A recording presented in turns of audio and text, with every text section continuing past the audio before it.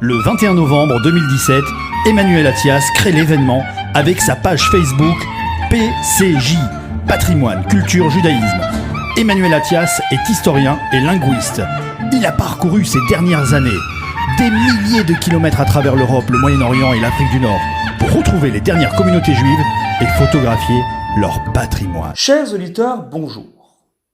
Une crise ne devient catastrophique que si nous y répondons par des idées toutes faites. Le ton est donné. C'est par cette citation d'Hannah Arendt que débute le numéro d'octobre de la Revue des Deux Mondes, qui s'intéresse ce mois-ci aux origines et manifestations de la haine d'Israël et à leurs répercussions sur la communauté juive de France. Quelques-uns des plus grands polémistes du moment ont été convoqués pour identifier la jeunesse du mal et en montrer la multitude d'expressions publiques. Parmi les noms cités sur la couverture, puis dans le sommaire, certains interpellent. Charles Anderlin et Renaud Girard côtoient en effet ceux de Pascal Bruckner, Georges Bensoussan ou encore Elie Barnavi.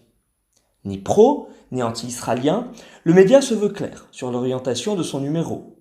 Neutralité et objectivité seront les mots d'ordre. Et à ce titre, même les journalistes critiques de l'État hébreu ont toute leur place dans cette publication. Derrière les accusations antisionistes, nous dit Pascal Bruckner, on retrouve la figure du colon arrogant et sanguinaire. À l'heure où en Europe, l'on chasse de la mémoire collective les sombres heures du colonialisme, Israël et ceux qui le soutiennent en diaspora apparaissent comme des racistes islamophobes et génocidaires. Le sort du monde semble depuis des décennies en effet se jouer entre ce petit pays et les Juifs de façon plus générale. Surreprésenté dans les médias, comme dans les ordres du jour de l'ONU, le Proche-Orient est devenu le lieu de combat mondial pour le titre de paria, ainsi que le dérivatif des frustrations du monde arabe, nous dit l'auteur de l'article intitulé « Sionisme, ADN criminel de l'humanité ». Et d'ajouter que la condamnation d'Israël en Occident exonère soudain ce dernier des crimes d'hier à l'encontre des Juifs. Derrière tous les drames planétaires se trouverait en effet la marque implicite de ces derniers, finalement plus coupables que victimes. Accusés d'avoir orchestré le 11 septembre, d'avoir propagé la grippe aviaire pour affaiblir l'Asie et l'Afrique, ou encore d'avoir payé en sous-main les caricatures de Mahomet pour dresser les uns contre les autres chrétiens et musulmans, Israël est également l'initiateur de Daesh et d'Al-Qaïda, ceci pour salir la religion musulmane évidemment. L'historien Mark Knobel note quant à lui qu'Israël déchaîne les passions sur le net. Sans contrôle jusqu'à récemment, la fachosphère, l'ultra-gauche et un certain nombre de sites musulmans manquent souvent de modération dès lors que la question proche-orientale est abordée ou qu'un fait divers inclut un juif. Les appels à la disparition de l'État hébreu côtoient alors vidéos djihadistes et appels au meurtre. S'appuyant sur l'Observatoire de l'antisémitisme en ligne, un indicateur récemment créé pour repérer les contenus antisémites grâce à un système de mots-clés, l'auteur indique que sur les forums de gauche, la figure du Palestinien est volontiers associée à celle du résistant, du révolutionnaire, faisant d'Israël l'incarnation du mal et du Palestinien le représentant idéalisé de la cause prolétarienne. Le juif sur Internet apparaît néanmoins sous diverses formes, en fonction d'une haine qui évolue et qui change de visage selon les orientations des accusateurs.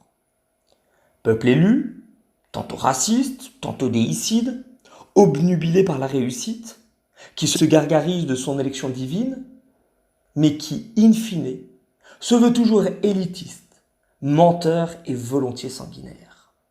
Pour résumer avec les mots du sociologue Pierre-André Taguieff et du philosophe Alain Finkielkraut, on haïssait jadis les juifs au nom de leur race, il est désormais bon ton de les haïr au nom de l'antiracisme. Mais l'assimilation directe d'Israël à l'Allemagne nazie et l'association de l'ensemble des juifs à la politique jugée criminelle de l'État hébreu n'est pas sans risque, ainsi que le souligne Irène Saya. Idéologie meurtrière, l'antisionisme, sous couvert d'expressions antiracistes, projette bien souvent des clichés antisémites qui finissent par tuer. Cette vindicte, qui s'exprime ouvertement sur le web et de manière plus fallacieuse dans la bouche de propagandistes invités à déverser leur fiel dans les médias, ressurgit en milieu scolaire, note la présidente de l'association pour une école républicaine et citoyenne. Si l'on aborde la question de la Shoah aux zones sensibles, on se confronte bien souvent à l'opposition, la vindicte ou même l'accusation de faire le jeu des sionistes. Alors, pour plaire, il faut associer le génocide juif à celui prétendument subi par les Palestiniens, et reconnaître que les remords des Européens furent la cause de la reconnaissance de l'État d'Israël. Le phénomène n'est pas nouveau, souligne l'enseignante, qui déplore une modification des programmes dans le courant des années 90 pour répondre aux attentes d'une population d'origine immigrée, alors en but avec le discours officiel de l'époque. La revue donne également la parole à ceux qui se repentent d'avoir versé jadis dans l'antisionisme par méconnaissance ou facilité. Il en va ainsi du journaliste Franz-Olivier Gisbert, qui admet revenir de loin en ce qui concerne son attachement à la cause d'Israël, reconnaissant volontiers avoir cédé jadis au tropisme palestinien de sa génération. Celui qui considère que l'antisionisme est devenu le socialisme des imbéciles regrette en effet de voir aujourd'hui les Juifs effacés de l'histoire comme de la géographie et redoute que l'État hébreu, acquis de haute lutte, puisse un jour disparaître. Il n'en va pas de même du grand reporter et géopoliticien Renaud Girard, qui, lui, estime que l'étau autour d'Israël se dessert aujourd'hui à mesure que les rivalités entre sunnites et chiites s'accroissent. Pour le professeur en géostratégie et relations internationales de l'IEP de Paris, la concurrence entre musulmans est même en train d'éclipser le conflit israélo-palestinien. S'il considère qu'Israël n'est en rien responsable de cette rivalité, il n'hésite pas en revanche à affirmer que l'État hébreu en tire volontiers les fruits et que la nouvelle géopolitique de la région offre au petit pays de 9 millions d'habitants une force inédite depuis sa création il y a 72 ans. Pour découvrir le numéro dont j'ai souhaité ici donner un rapide aperçu, il vous reste encore quelques jours.